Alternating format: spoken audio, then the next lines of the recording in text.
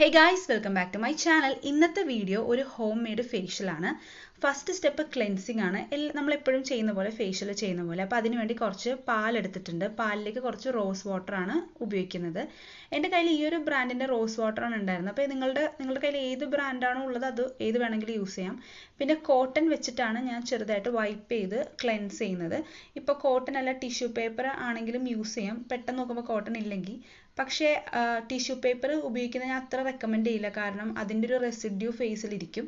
Better cotton ball തന്നെ use ചെയ്യുന്നതാണ്. അപ്പോൾ നന്നായിട്ട് വൈപ്പ് ചെയ്ത് കഴിഞ്ഞാൽ ആ ഒരു ഫേസിൽ ഉണ്ടാകുന്ന അഴുക്കൊക്കെ നമുക്ക് കോട്ടൺ ബോളിൽ ശരിക്കും കാണാൻ പറ്റും. എന്നിട്ട് ചൂടുവെള്ളത്തിൽ വാം വാട്ടറിൽ ഫേസ് ഒന്ന് വാഷ് ചെയ്തിട്ട് ഒന്ന് പാഡ് ഡ്രൈ ചെയ്യുക. ഒരിക്കലും ഫേസ് ഉരയ്ക്കരുത് കേട്ടോ, ഫേസ് ടവൽ വെച്ചിട്ട്.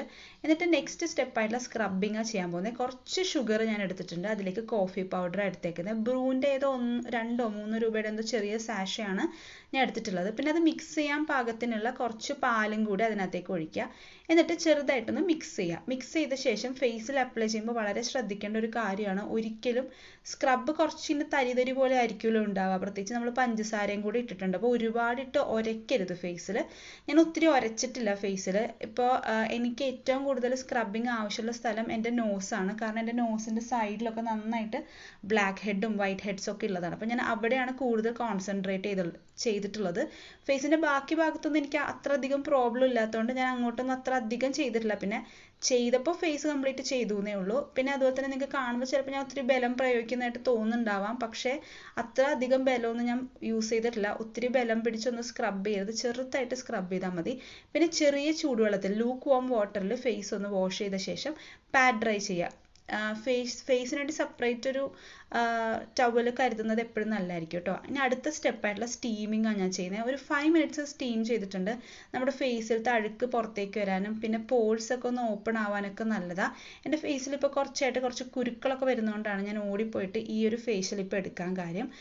അതിനുശേഷം വീണ്ടും ആ ഫേസ് ടവൽ കൊണ്ട് തന്നെ ഫേസ് ഒന്ന് പാഡ് ഡ്രൈ ചെയ്തിട്ട് നെക്സ്റ്റ് സ്റ്റെപ്പായിട്ടുള്ള ഫേസ് പാക്ക് ചെയ്യാം.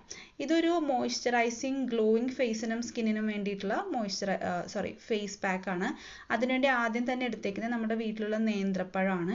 അതിലേക്ക് കുറച്ച് പാലൊഴിക്കുക. നമ്മുടെ ഫേസിന് ആവശ്യമായിട്ടുള്ളത് മാത്രം എടുത്താൽ മതി. അപ്പം ഞങ്ങളിവിടെ 2 പേര് ചെയ്യുന്നത് കൊണ്ടാണ് ഇപ്പോൾ ഈ ഒരു ക്വാണ്ടിറ്റിയിൽ എടുത്തേക്കുന്നത്. അത് നന്നായിട്ട് ഗ്രൈൻഡ് ചെയ്തോ അല്ലെങ്കിൽ സ്മാഷ് ചെയ്തോ എടുക്കുക. എന്നിട്ടൊരു തിക്ക് ലെയർ ആയിട്ട് ഫേസിൽ കംപ്ലീറ്റ് അപ്ലൈ ചെയ്യുക. ഇപ്പം ഞാൻ ചെയ്തേക്കുന്ന സംഭവങ്ങളെല്ലാം തന്നെ ചിലപ്പോൾ ഞാൻ ഫേസിൽ മാത്രമായിരിക്കും ചെയ്തേക്കുന്നത്. പക്ഷെ ഒരിക്കലും അങ്ങനെ ചെയ്യരുത്. ഫേസിൽ ചെയ്യുന്ന എന്ത് സംഭവമായാലും അത് നെക്കിലും കൂടെ ചെയ്യണം. ഞാനിപ്പോൾ നിങ്ങളെ കാണിച്ചു തരാൻ വേണ്ടി ചെയ്യുന്നത് കൊണ്ടാണ് നെക്കിൽ അങ്ങനെ ചെയ്യാത്തത്. അപ്പോൾ ഫേസിൽ നമ്മൾ എന്തൊക്കെ അപ്ലൈ ചെയ്താലും അതൊക്കെ നെക്കിലും അപ്ലൈ ചെയ്യുക. എന്നിട്ടൊരു 20 മിനിറ്റ്സ് വെയിറ്റ് ചെയ്യുക. 20 മിനിറ്റ്സ് വെയിറ്റ് ചെയ്ത ശേഷം ഒരു ലൂക്ക് വാം വാട്ടറിൽ തന്നെ ഫേസ് വാഷ് ചെയ്തിട്ട് പാഡ് ഡ്രൈ ചെയ്യുക. ഒരിക്കലും ഉരയ്ക്കരുത് കേട്ടോ. ഇതിന് ശേഷം എനിക്ക് നല്ല ഗ്ലോ തോന്നി. എൻ്റെ ഫേസിൽ നല്ല ഗ്ലോ വന്ന പോലെ തോന്നി, നന്നായി മോയ്സ്ചറൈസ്ഡ് ആയ പോലെ തോന്നി.